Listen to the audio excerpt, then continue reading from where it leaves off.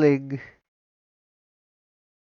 Pretty good B or low A, I'd say. Showed a bit too much for my liking. I think the trailer showed a good amount of stuff to get you hyped up for the show. I think it showed a good enough amount of stuff to get you hyped up for it.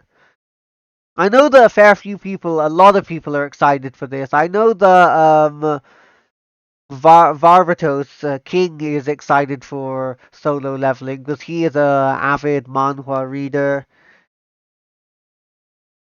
But yeah, that's understandable if you thought that, Davi. But yeah. Next, Classroom of the Elite Season 3. I haven't seen this show yet, but after Season 3 finishes, I believe Season 3 finishes covering the light novels. So after Season 3, I will probably watch the show. Um, Tsukimichi Moonlight Fantasy Season 2 by JC Staff, interestingly enough. The studio that did the first season was actually C2C. I know Kuma's excited for this one, but this one's going to be 2 cores, so that's quite interesting. A sequel season that's longer than its first season. So I guess they must see there. If a show's getting like 2 cores, then there must be like some potential in the story, right? I know Kuma's excited for this one.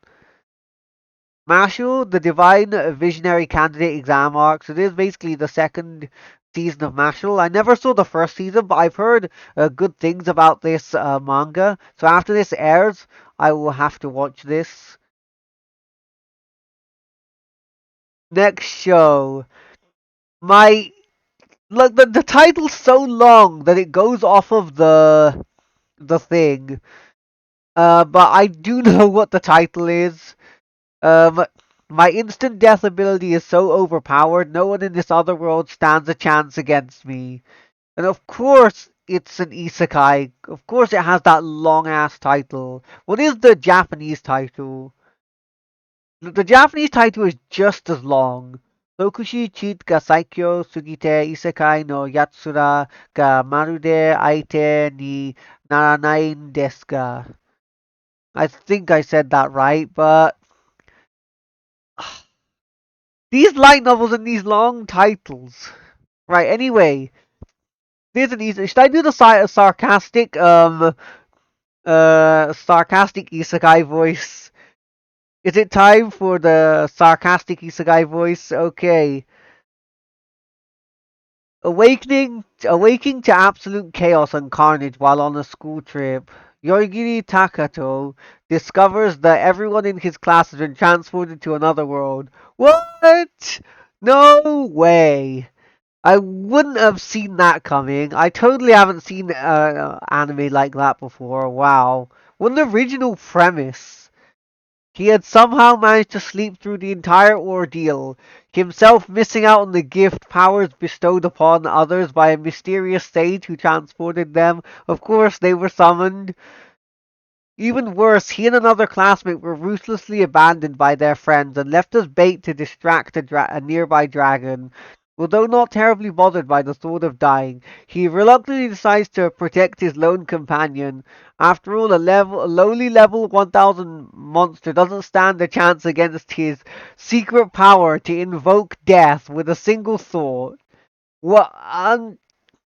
Okay, I haven't heard that before. I haven't heard that one before. An instant death ability, but oh my goodness, an overpowered protagonist? No way! I wouldn't have seen that. He gets some bullshit cheat skill? What?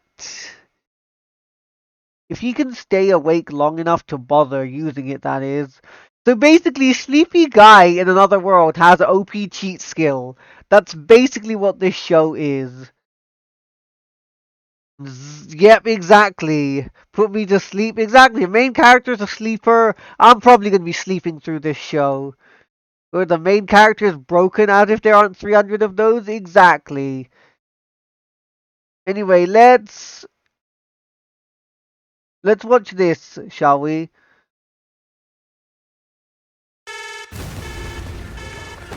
Let's at least see if the animation will be good.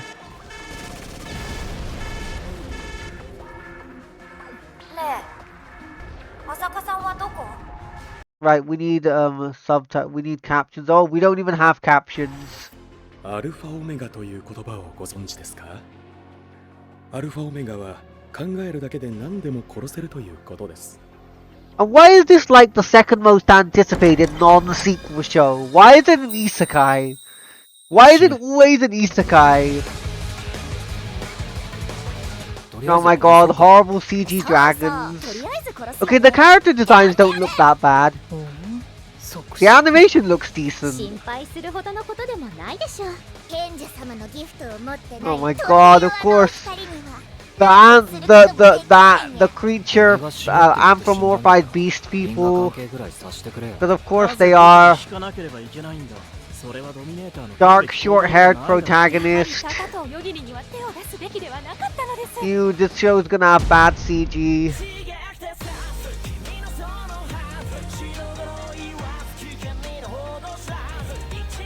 So he just has to think about it and they'll die.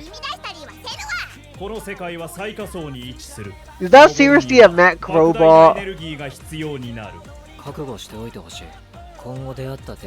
But where is this gonna go if he just thinks about it and his opponents die? Like, the final boss of the show is obviously gonna be like a giant monster or OP villain or something, right? He just has to think about their death and they die, right? What happens if what kind of villain could like negate that power though? Is there some kind of drawback to its power? I mean, okay, I will say,